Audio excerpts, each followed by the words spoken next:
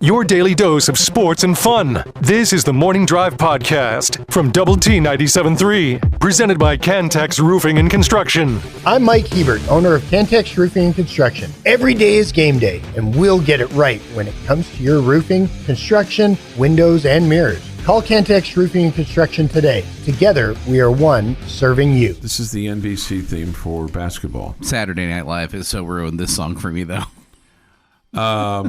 We get this. Chuck is right. We don't get this often. Chuck is right. The NBA on NBC. That's what I hear. That's what I hear, or that's what I think when I hear it. Is Saturday Night Live? No, the NBA on NBC. Yeah.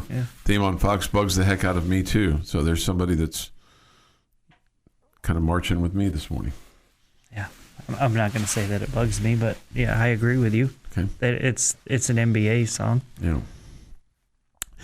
Okay, so we have baseball on Friday, Saturday, and Sunday as the season gets underway in Arlington at Globe Life. First up, it's Oklahoma at 10:30. Coach Tadlock announcing his starters as far as the pitching staff is concerned. Any surprises? I guess I was expecting Ryan Free to be in there, so yeah, that's a surprise. I mean, clearly they're going to use him as probably that guy that is a long reliever or a guy that you see twice in one weekend. Okay. Because I think he's throwing really well right now. Okay, and so do you have a feel for how long everybody goes, or is there a certain pitch count for? Yeah, I don't think you're going to let anybody get to 100 their first week of the season. They've kind of ramped those guys up in scrimmages. They're always pitching 4 innings, so for the starters at least. So my guess would be, they might let them go and get into the 70, 80 pitches, whatever. Okay. So you're hoping that can be, 5 innings or maybe 6 innings, whatever. But more likely, it's closer to 4 or 5. So who's first off the bench in your mind, or? Depends on the matchup. Yeah, I knew you were going to say that. I shouldn't even have asked you that. Because you're right. Depends on what the score is and all that good stuff. Yeah. Or how about this? Ideally, if you have a lead and it's you're into the 6th inning or so, I would expect Ryan Free would be one of those guys that would come out of the pen. Parker Hutera would be another one, the guy that you could say, hey, go get 3 innings for us. Okay. Yeah.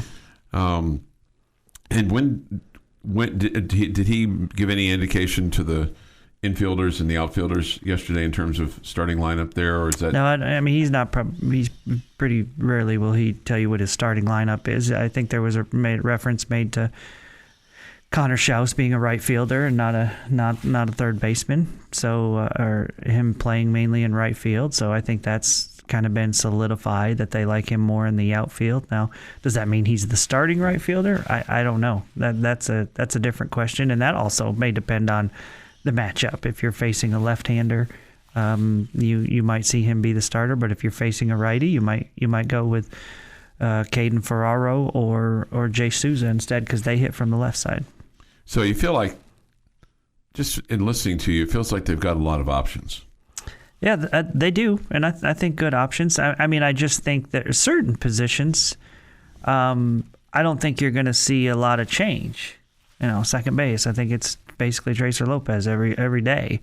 Left field, it's Logan Hughes until Logan stops being either unhealthy or he starts struggling, which you don't expect.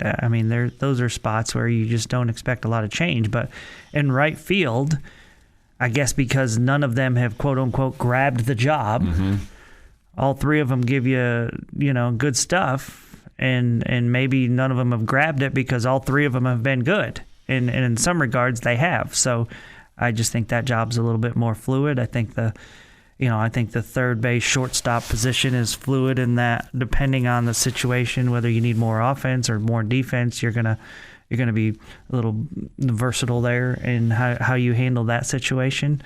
I expect Villeneuve to play first base almost every day, and unless he's struggling, and then maybe a catcher you'll see.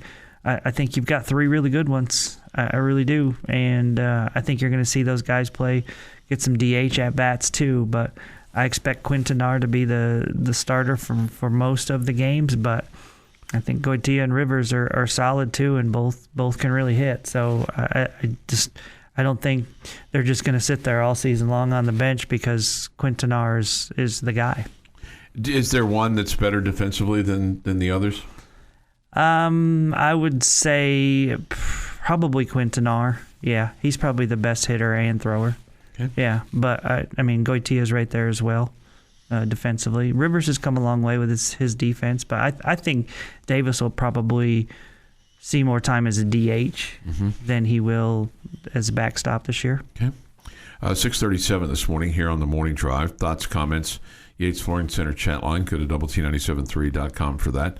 Was Coach Tadlock excited to see you yesterday? He did not see me yesterday. Oh, he did not see you yesterday. Yeah. Okay, I didn't know if you. Unless I don't know, he was stalking me somewhere. I don't know. Well, I did not see him. You never know.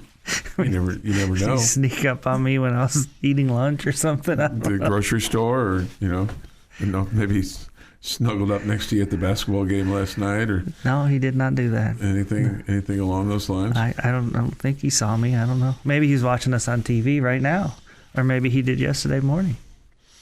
Yeah, I kind of feel like he tunes into this one and goes, "Are they talking baseball yet? Oh yeah, Jamie's on. Yeah, so they're talking baseball. Yeah, maybe he's got something for me. A little tidbit for him. Yeah, like he needs my help, right?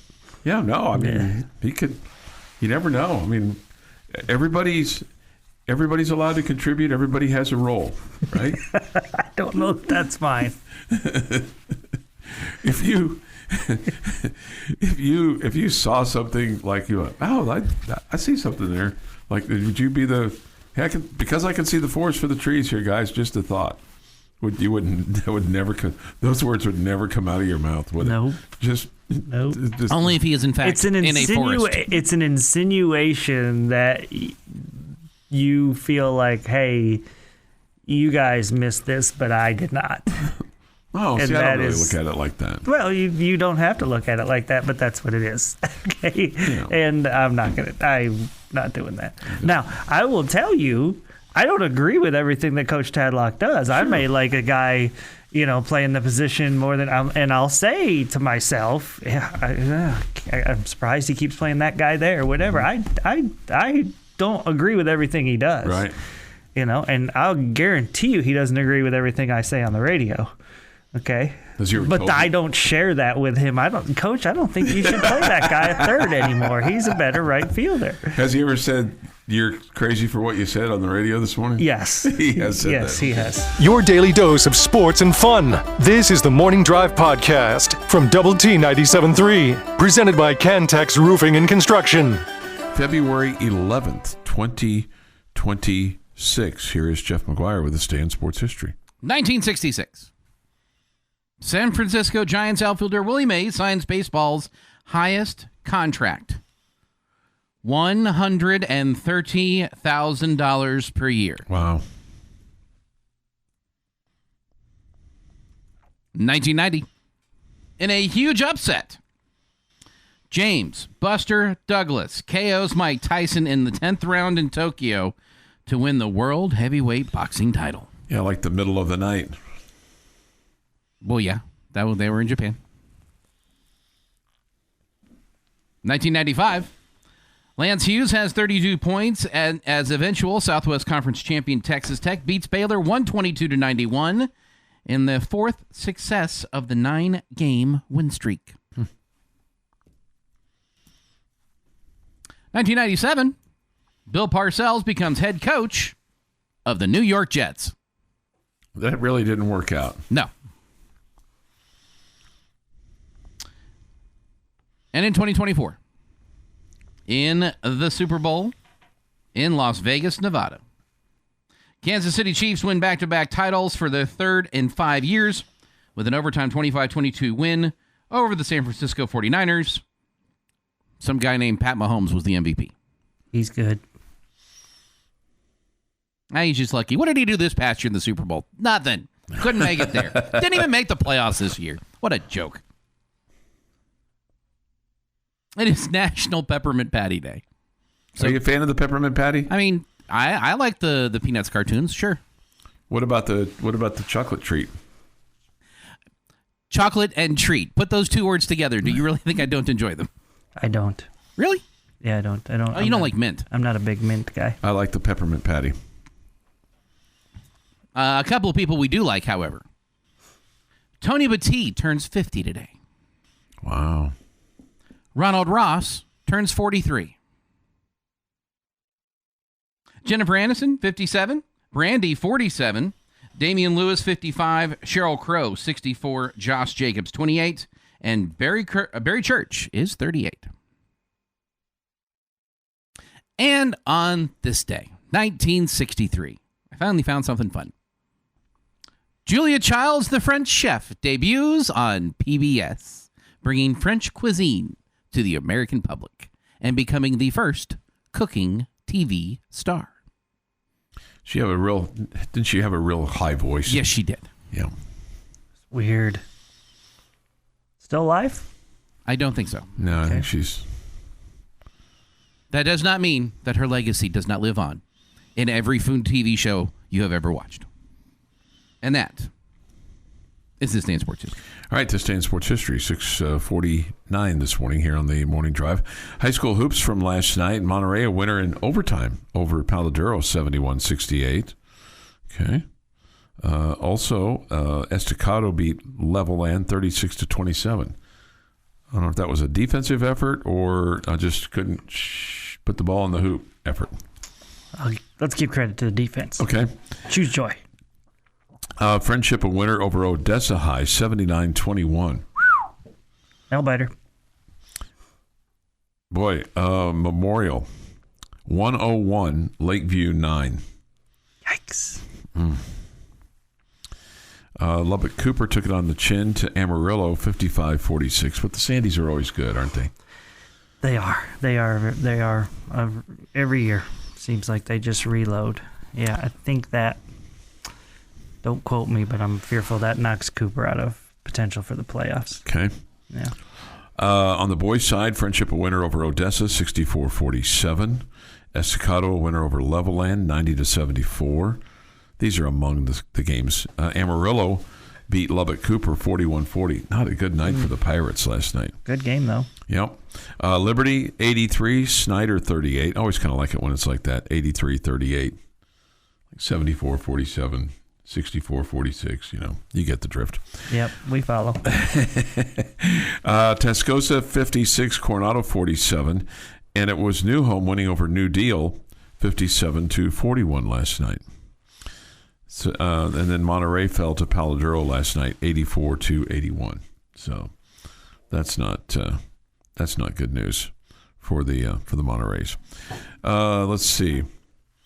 Somebody wanted to know, maybe Coach Tadlock was following you around like the trees did in the Super Bowl at halftime. Did you see a tree following you like the Super Bowl? Maybe that's what was going on. I didn't know that those trees were people until later, because I was wondering how in the world they get all those trees out there so fast. Well, now I know. Well, they just walked out there. They just walked out there, right?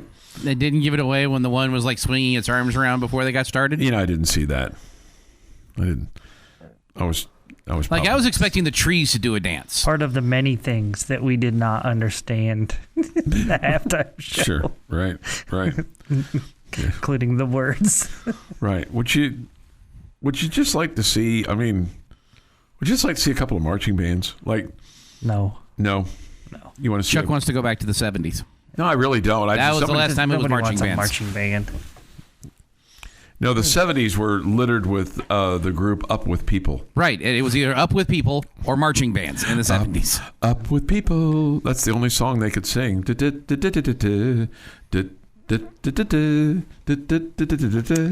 Yeah, some people are so outraged by the halftime, and some people think it was awesome. I don't know which to be. I just couldn't understand it. So whatever message was trying to be sent, I didn't get it. Yeah, it was entertaining. Was it? Yeah, I thought the theatrics were good. I just, like you said, I didn't understand it, but Bad Bunny is an entertainer. I don't know what level of entertained I should have been, but I could tell he knows what he's doing on stage. Yeah. It was. He knows how to perform correctly. It was a performance. Yeah, there's Yeah, there were people that were trees. And those people that were trees, I learned this, made $18 an hour for being a tree. Good. For their performance. They were probably a tree for like 3 hours. Well, I mean, there was the practicing and rehearsal. Oh, yeah. Wow, and that could have been all that kind of stuff. All the itching they had to do. And all the birds. I mean, can you imagine all the bird nests they had to shake out? Oh man, I don't. They had practices inside. I don't know. I don't know how all that worked. We have college basketball tonight with Texas Tech and the Colorado Buffaloes this evening. In hoops last night on the Big 12 side, BYU beat Baylor on the road 99-94. The big upset was in Fort Worth last night with TCU knocking off Iowa State 62-55. I feel like Iowa State's sliding back a little bit. Yeah, I would agree. And then Arizona State winning at home last night over Oklahoma State 85-76. Houston knocked off Utah last night 66-52. And that ball game was in Salt Lake last night. So there you go. So it was interesting to see Iowa State fall back. Tonight there's just 2 games in the Big 12. Kansas State entertains Cincinnati, and Texas Tech, of course, playing host to Colorado. Let me ask you this real quick. Do you think Jerome Tang is on the hot seat to the point where they'll make a change there, or is there too much money owed to him? I have no idea how much money is owed to him, but I do think that a change will be made. Okay. The Morning Drive podcast from Double T 97.3 is presented by Cantex Roofing and Construction. As the Texas Tech men, who are 7-3 in conference play and stand at 17-6 overall, take on Colorado tonight. You have a loss to Illinois, but man, look at what Illinois is doing. I mean, they've been really, really good. Yep. You know, not that you want to make a loss look better, but I mean that would have been a heck of a win when you look at it today. If you'd been able to win that ball game. You have the loss to Purdue. Obviously, that's the worst loss for the year, right? Without question. Well, he lost by 30, so I mean, the opponent is not that bad, right? Yeah.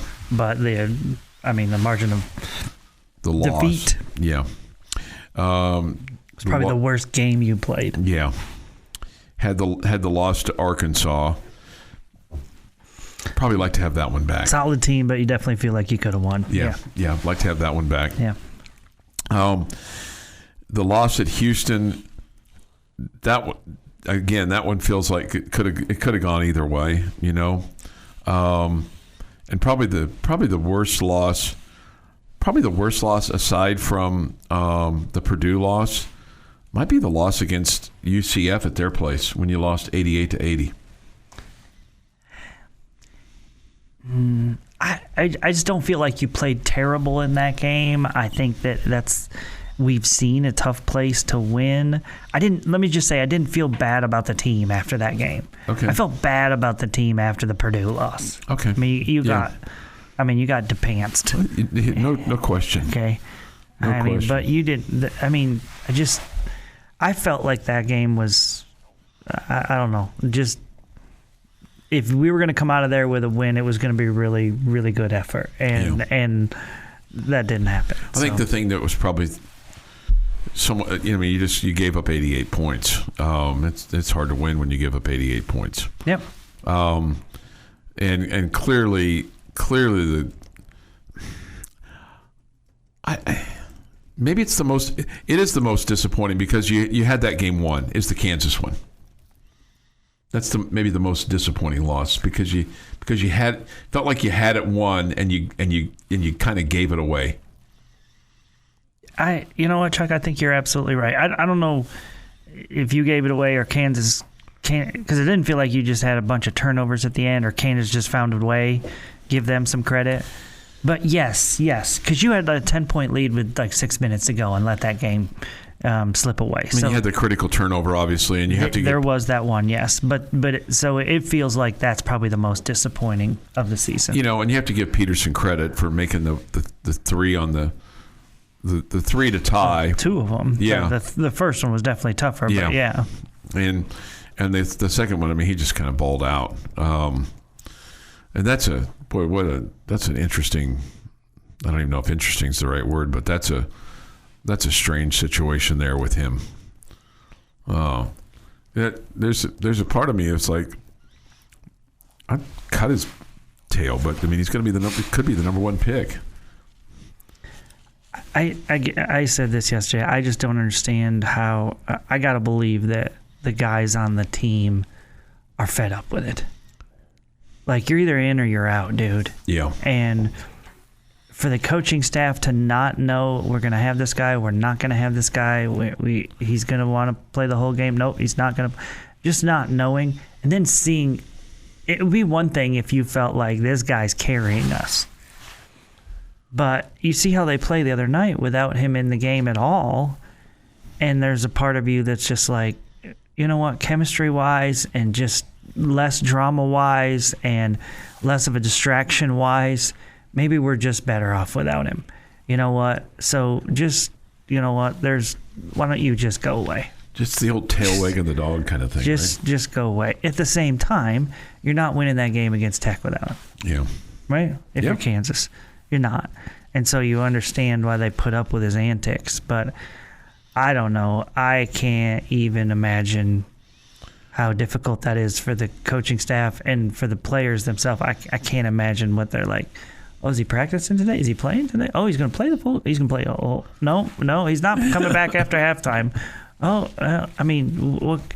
You devise a game plan for him just not being in there, and then if he's there, he's there. I mean, I don't understand. Yeah. You know? That brings up so you've got to have multiple game plans. Yeah. Because you don't know how it's going to roll. Right. But which is plan A? Yeah. Him not playing or him playing? Yeah. Because you know when he's on the court, he's option A, right? He's option number one for them. Absolutely. He's that talented. Yeah.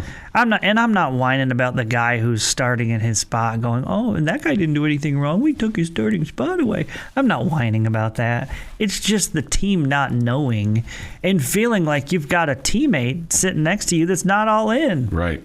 You ever had that coworker that is really good at their job when they show up to work?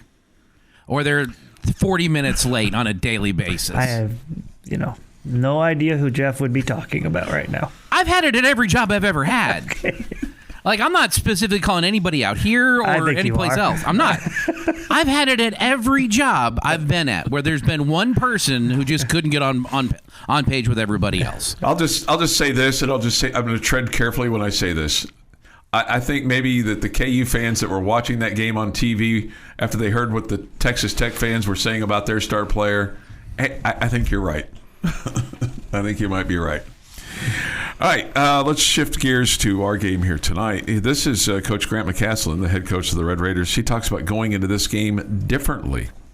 I don't know if we're going to do anything differently. I mean, I think the biggest thing for us is just how can we continue to improve. And we got a lot of guys who I think are pivotal for us moving forward who haven't got a lot of minutes. And specifically, Josiah and Luke. And so just how do we keep integrating them in the game, and how do we have an urgency to get better defensively? And I thought we did some positive things against West Virginia. And anytime you play on the road, you got to manage the game in a way with your competitiveness. And I thought our competitiveness to start the game, and Coach Hodge said it, but just our ability to get 50-50 balls and compete on the glass to start that game really set the tone. And so in this league, especially playing a great team like Colorado offensively, you can't give those guys good looks. And if they do, then I think they just have a lot of different offensive players that can make you pay.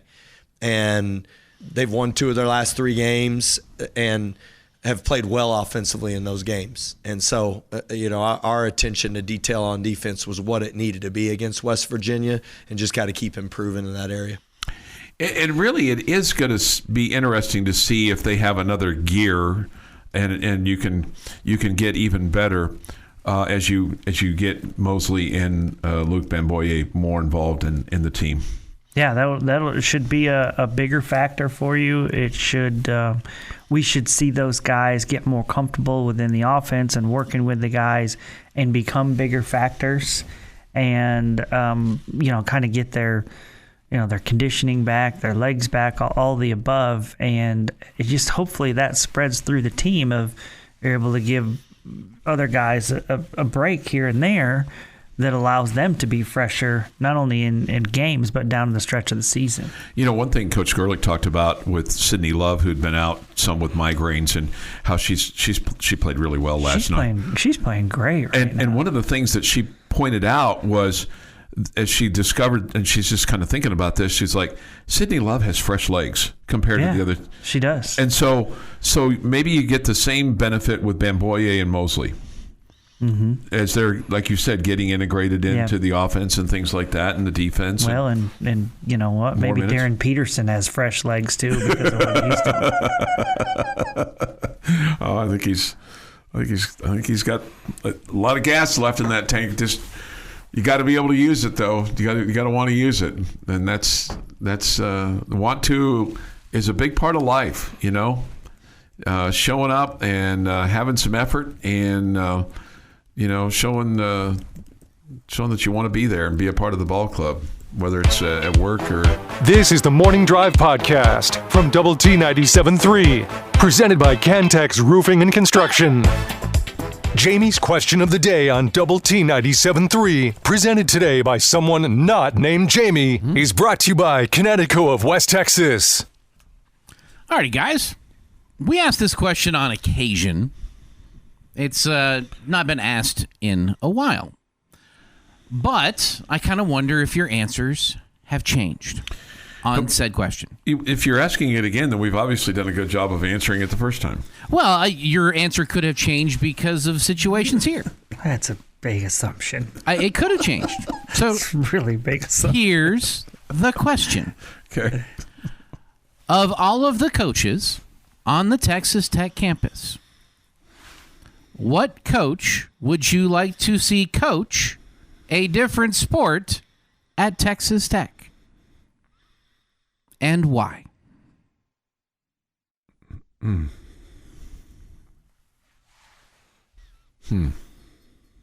Would you like to see Tom Stone coach the basketball team?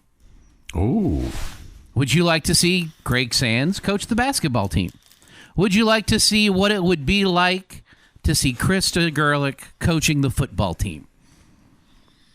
Who, what sport, why? And there are no wrong answers. You just have to pick one.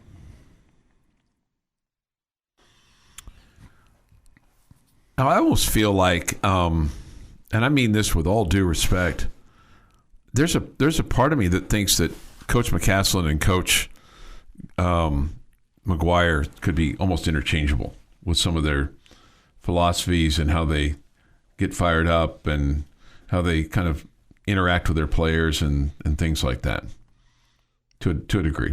No? I think their personalities are way different.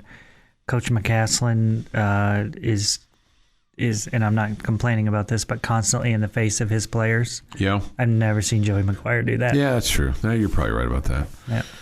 Yeah, you're probably right about that. I just think basketball coaches are made different. Yeah. And it's like you yell and scream pretty much every second. That's what you do. Yeah.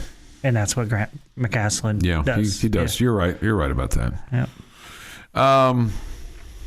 What would I... Yeah, I think I'd like to see... I think... Am I stealing your thunder if I say Tom Stone coaching basketball? No. Yeah, I think it's your answer. I think I'd like to see that. I think that would be fun to see. Why? Because I think he's got kind of a little bit of a bulldog to him, and I think that he's not afraid to speak his mind. And I think if you're a basketball coach, what you just said, because then I was thinking about last night, Coach Gerlich really. I mean, they were in the first half. They were really getting after him. And then after the game, when she won her 100th, they're like throwing confetti in the locker room and all having a hug. I mean, it's like on one hand, it's like, man, they were, and this team, this Lady Raider team, they enjoy being coached hard, I think. sometimes it's not always the most pleasant thing to watch, but I mean, I think they enjoy it. And they perform. So I think Tom Stone coaching basketball would be fun. Either the men or the women. Okay. Took a long time to get there, didn't it? It's okay. I'm laughing because Coach Stone is texting me. Oh, what did he say? Is he agreeing? I don't think he disagrees. Okay. I'm sure Coach Stone, knowing Coach Stone, I think that he's confident in his ability to coach some basketball too. I'm sure. There's no question his confidence is very high. But he never texts me, so he always texts Jamie. Okay. So what do tennis players and tennis coaches yell all the time? Let's go. I want Joey McGuire coaching the tennis team. I mean, tennis coaches are allowed to like fire up their players during the matches, right? By like yelling to them and all that good stuff. I think Coach McGuire would be good coaching tennis. He's also not a guy that I think, like, I'm sure he I mean, we've heard it, right? The screaming, the loud speeches and the locker room and all that kind of stuff. But once he's out there, there's a nature to him where it's focused and it's dialed in, and I don't feel like on the sideline of the football game he's like losing his mind. He's not a lunatic, right? Yeah. And so I think that's the perfect kind of, patience, the temperament that you need for tennis. But at the same time, he's yelling, let's go all the time. I mean, it would be perfect for him. It would be like we could have a little Joey McGuire doll, right? Yeah. And it's got a little twist on the back, right? And or you just have a little button, like you used to have with your Spider-Man character when you were a kid, Chuck, and we would just push the button, and Coach McGuire, after a good tennis shot, would yell, let's go. Let's go. So it would be perfect. I'll bet he could play some tennis back in the day. I have no idea. He looks like a guy that could play some tennis. Coach Kingsbury could play. Did you ever play him? I played with him. I didn't really play him. We just hit one day, yes. Like doubles or singles? There were 3 of us. Oh, okay. Yeah. The very first answer I had when I thought of this question, I would love to see Greg Sands coach the basketball team. Men's or women's. He is such a basketball fan anyway. I think there's some things that he would already be able to do from the moment he walks in. But he is a passionate basketball fan, and getting him to see him coach would be great. I do love the answer on the chat line, though. Joey McGuire is the golf coach. Pure entertainment. Can you imagine in the golf locker room somebody screaming, somebody turn on some dang music? So it would be Happy Gilmore out at the Rawls course, and I'd be here for it. I don't think that's a good fit. I don't know that that's a good fit. Yeah. What do you think Coach Gerlich could coach? Apparently, I heard on a television broadcast that she and Adley Blacklock are like unbeatable on the pickleball court. Oh, I didn't know that. Yeah. Okay. Oh, look at me breaking news to you. How about that? Women's basketball guy. So I don't. Maybe she'd want to coach some. Tennis or something. I think because of being married to a football player who played a little bit at Texas Tech, played back in the day at Texas Tech, and coached. I think she would say that she could coach some football. Okay. I think she would say she could probably coach a little offense. Everybody thinks they can coach offense, right? In football. Right. Yeah. We needed Coach McGuire last night, man. There were a couple times that there were some calls that, like, there was an uncatchable ball with 10 seconds to go in the game, and they called a foul on Jalen Bristow. It's like, that's uncatchable. They were both going. It's not a rule in basketball. I know, right? I know. That's why we needed that. And then there was one time it was a little flea flicker. There was a pass back and then a three by Danae Fritz, and Coach McGuire would have loved that. And there was another one where we needed him right there, but he was down in Midland speaking last night doing his JO. This is the Morning Drive podcast from Double T 97.3, presented by Cantex Roofing and Construction. Jamie Lent and Jeff McGuire. I'm Chuck Heinz. It is awesome to have you with us here today as we speak sports with you and go back and forth and just enjoy our company here today. We get this. My most vivid memory of the old Coliseum as a kid was the streamer drop. There you go. Pretty cool. Yeah. Somebody says this. I don't think this is a compliment. Power hour off to a hot start. It's not a compliment, is I it? love how our listening audience has come to enjoy the Power Hour. I mean, it's all about showbiz. You know, you gotta be entertaining. Do you know? I feel like this one's my fault though, because I was just playing a song. Do you know what brings on the Power Hour, Chuck? You know how we end up in the Power Hour. Yeah, when we get off track a little bit. Yeah. But I mean, I think people enjoy. Why is it that we get off track in the Power Hour? I probably could do a better job of finishing strong. Okay. You know, fight to the finish. But I kind of feel like at this point that's not what the audience wants. Right. I mean, they want to see us stumble and tumble down the stretch. they get plenty of breakdown and stuff. You know. All right, let's get a couple things here from Coach Tadlock and get your thoughts on this.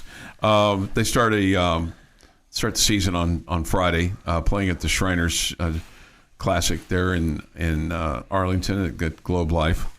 And Coach Tadlock was asked yesterday about his takeaways from playing these type of tournament games. Tournaments are tournaments as far as, anytime you can go play in that environment, the kids like it, right? They get excited about it. To be able to play at Globe Life, being from the state of Texas, all the guys, everybody's obviously knows the significance of playing in that ballpark, and they all really enjoy that and cherish that. And as far as what you take away from it, I think you can answer that question maybe when it's done, more so than right now. You line up and play a baseball game, there's always things you can learn from it. And so, again, I think the games will tell us that. Do you see? First off, go ahead. Not a tournament. Right, it's a classic. It's a classic, yeah. Yeah, not a tournament. It's not you win, you play the team that won or anything like that. No bracket, just a classic. Yeah, I mean, you're playing. We know who you're playing. Yeah, you're playing Oklahoma, you're playing Vanderbilt, and you're playing Arkansas. Yeah, just to be clear, if somebody out there was wondering, because that would make it a whole lot more exciting, though. Would you prefer that? Oh, that'd be awesome. You'd have to change how you did it, though, right? Yeah, because you'd have. Like you said, would you have to do a double bracket so you've got the winners moving on and the losers going back? Yeah, So but you'd have to have 8 teams. Yeah. Right. Mm-hmm. And it might take an extra day, whatever. I don't know, not the worst thing ever. Yeah. But you'd guaranteed to play, 3 games still, whether you were in the winners bracket, the losers bracket, or the big time losers bracket. Would you? That'd be fun. Would you be for playing a doubleheader like you'd play? Not like. I don't know. You wouldn't be able to do that unless you had a separate place. If you're playing 4 games every day, you can't. One team can't be playing a doubleheader. Yeah. Do you get Eric Nadell's booth, or do you know? I don't know which one they'll give me. Does it matter to you? Not a huge amount, no. As long as he can see. Yeah. I didn't know if maybe if somebody else got Eric Nadell's booth and you're like, why didn't we get Eric Nadell's booth? Would that be? I feel like I am usually taken care of pretty well. We are at Texas Tech because I know some people there. Oh, okay. And so they usually take care of us. Okay, great. Yeah, I don't have any complaints. Okay. Don't promote that. Don't be calling your Kansas friends and telling them, that, hey, the Texas Tech guys get the advantage. You think I've got all these connections to KU. Don't let the people at TCU find out or whatever. And the difference is that Jamie's not asking for anything special. He just knows these people and treats them well. And they take care of him. Yeah. Yeah, they take care of us. Us, yeah. Whoever I'm with, whether it's Hex or Gus. Yeah. Yeah, so they're good to us.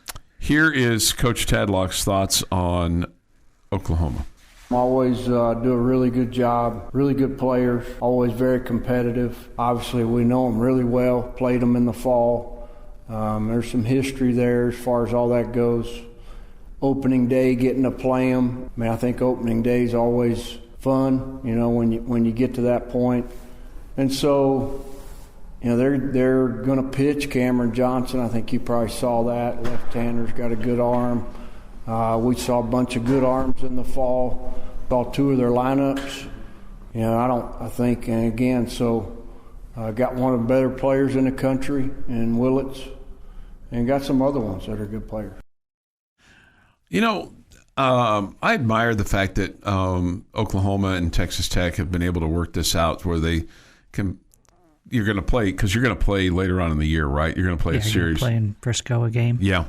But I mean, you understand why that's. Yeah, there's a relationship there between those two coaches. Mm-hmm. But my point was going to be is I wish other sports had that same mutual respect for each other. That's like, hey, this would be great for us to. It'd be cool to go play Oklahoma twice in basketball or whatever. Yeah. Or even just once. I mean, you know, home here once or home there once, or same thing with Texas or same thing with A&M, and for them to see the value of that for their particular, you know, schedule, and you know what it does for the fan base and how it ignites the arena and all those things. Because I mean, frankly, we didn't see a whole lot here before the Big 12 at home. We got nothing, and that really bothers me when it comes to basketball. I love the fact that you're going to have 7 home games now for the most part in football, and that you're not doing these neutral site deals. I think that's awesome. I wish we'd see more of that for basketball, where they would say where the TV guys would say, okay, I understand the value of having a game at your place because the crowd really gets into it, and we're going to set this up where you're going to play Texas here this year, and you're going to go there the next year. I wish that would happen. If I could change one thing about, especially the men's schedule, it'd be putting more of the bigger games home and home. Whether it's, I love the fact that you went to Illinois, and I love the fact that you're going to have a game with a Big Ten school next year at your place. Mm-hmm. You know, it's like the women next year. We're going to go to Mississippi State. I think that'll be cool to go there, see that place. Whatever they call it, the egg or something. They got some kind of name for it. Their arena. Whatever it is, it's not historic. It's not the historic egg. Might be the incredible edible, but it's not historic. Anyway, so I think that's pretty cool. Yeah, I think for the fans to see real teams, that when they show up to the arena, there's a sense of, I'm not sure if we're going to win or lose. That makes it so much more entertaining. Yes. That's really what it's about. I mean, it's not about, you know, I mean, yes, you'd love to see a brand like Duke, historic brand like Duke, right? Yeah, you know, sure. or something. But you really just want to show up to a sporting event, not a massacre. Mm-hmm. Yeah. The point is to be entertained. Mm-hmm. I don't know if watching your team win a basketball game by 60 is that entertaining. Yeah, and I think it's better than watching your team lose by 60, but right. And not that I'm looking for it to be a nail biter tonight, but I do think they'll give you a battle, Colorado. No, for a little while. Yeah, I mean they've come here for a reason. I mean, they can't just the Big 12 told them to. just wave the white flag and say, you know, it's. Yeah, and we went to Orlando for a reason, but it doesn't guarantee a win. No, it doesn't, unfortunately. This has been the Morning Drive Podcast, presented by Cantex Roofing and Construction. Check out our library of Double T 97.3 podcasts at doublet97.3.com.